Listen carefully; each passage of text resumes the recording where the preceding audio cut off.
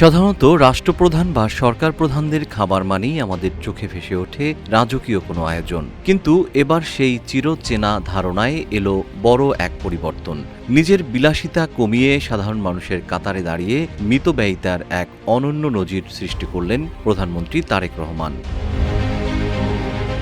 প্রধানমন্ত্রীর কার্যালয়ে এখন থেকে জনপ্রতি দুপুরের খাবার ও বিকেলের নাস্তার বাজেট আগের সরকারের আমলের তুলনায় প্রায় 5 গুণ কমিয়ে আনা হয়েছে। দুপুরের খাবার আর বিকালের নাস্তা মিলিয়ে মোট বাজেট 150 টাকা।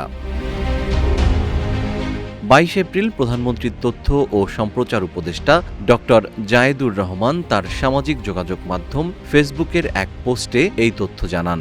তিনি জানান, নিউজপেপার্স ওনার্স অ্যাসোসিয়েশন অব বাংলাদেশের প্রতিনিধিদের সাথে মাননীয় প্রধানমন্ত্রী মতবিনিময়ের সময় লাঞ্চের মেনুতে ছিল ভাত, ছোট চিংড়ি দিয়ে লাউ, ঢেঁড়স ভাজা, ডিম সেদ্ধ রান্না, ডাল, দই।